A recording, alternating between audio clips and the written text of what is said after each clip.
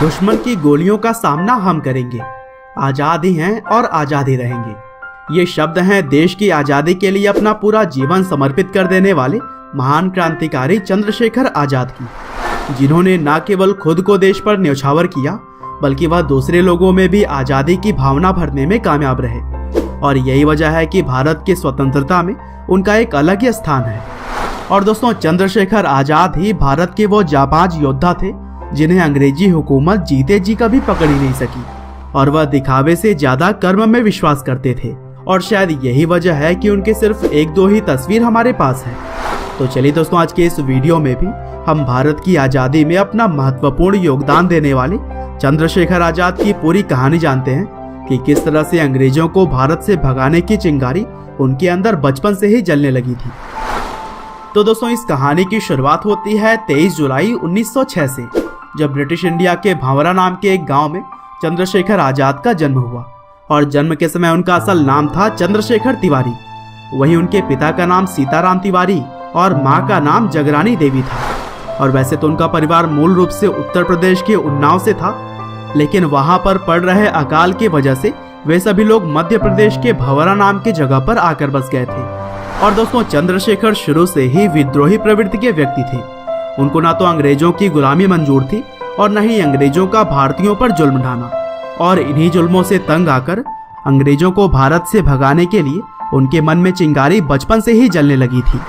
और चूंकि वह एक ब्राह्मण परिवार से ताल्लुक रखते थे, इसीलिए उनकी मां चाहती थी कि वह काशी जाकर संस्कृत की पढ़ाई करें। लेकिन यह बात ना तो चंद्रशेखर आजाद को मंजूर था और ना ही किस्मत को, क्योंकि इसी बीच 13 अप्रैल 1919 में जलियांवाला बाग हत्याकांड हुआ, जिसमें कि लगभग 1600 मासूम लोगों की जान चली गई। और अंग्रेजों की इस क्रूरता ने पूरे देश को दहला कर रख दिया था। साथ ही हर किसी के मन में अंग्रेजी हुकूमत के खिलाफ नफरत कई गुना बढ़ गई थी। और इसी घटना ने चंद्रशेखर आजाद के अंदर भी छुपे हुए क्रांतिकारी को बाहर लाने का काम किया। और फिर 1921 यानी कि महज 15 साल की उम्र में चंद्रशेखर ने गांधी जी के असहयोग आंदोलन में भाग ले लिया। और इसी आंदोलन के दौरान बहुत सारे देशभक्तों के साथ उन्हें भी पहली बार गिरफ्तार किया गया।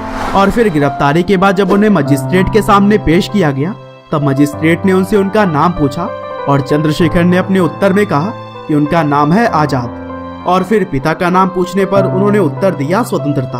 और फिर आखिर में जब उनसे उनका पता पूछा गया तो उनका जवाब था जेल।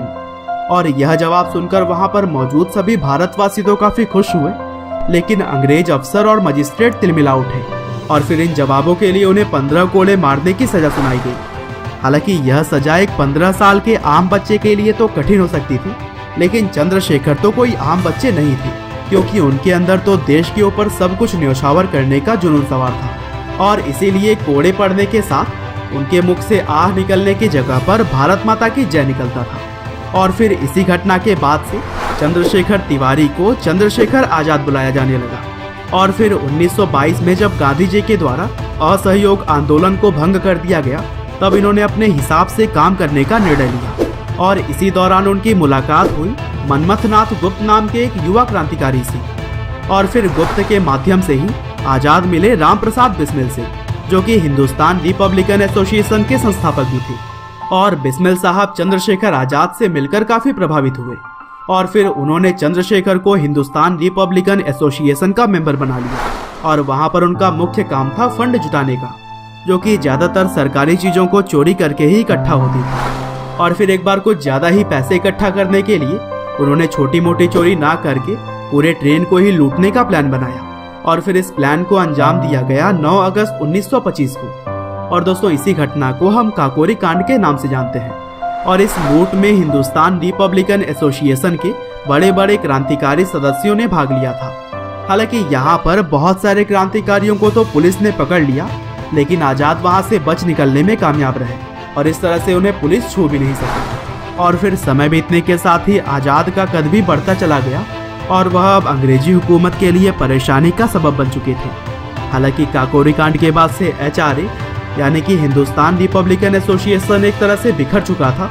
और इसीलिए 1928 आते आते भगत सिंह के साथ मिलकर चंद्रशेखर आजाद ने इस दल का नाम HSRA कर दिया, जिसका मतलब था हिंदुस्तान सोशलिस्ट रिपब्लिकन एसोसिएशन। और फिर इसी साल यानी कि 1928 के ही एक आंदोलन में लाला लाजपत राय की मृत्यु हो गई और उनके मृत्यु का बदला लेने के लिए चंद्रशेखर आजाद ने भगत सिंह और सुखदेव के साथ मिलकर ब्रिटिश पुलिस के अधिकारी जॉन सैंडर्स की हत्या कर दी।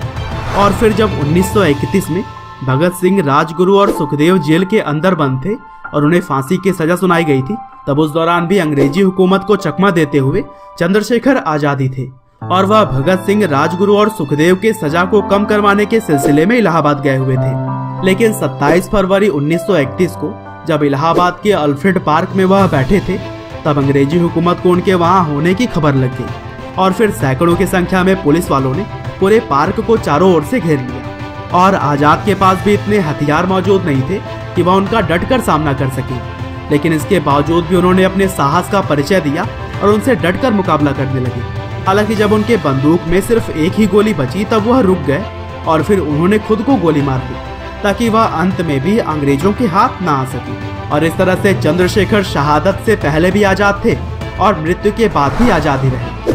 और फिर 24 साल की छोटी सी उम्र में ही शहीद होकर उन्होंने लाखों करोड़ों युवाओं में आजादी की ऐसी चिंगारी जलाई जो कि आग में तब्दील हो गई और फिर आखिरकार 1947 में अपना देश आजाद हुआ। तो दोस्तों, यह थी कहानी भारत के वीर सपूत चंद्रशेखर आजाद की। उम्मीद करते हैं कि यह आपको जरूर पसंद आई होगी। आपका बहुमूल्य समय देने के लिए बहुत बहुत धन्यवाद।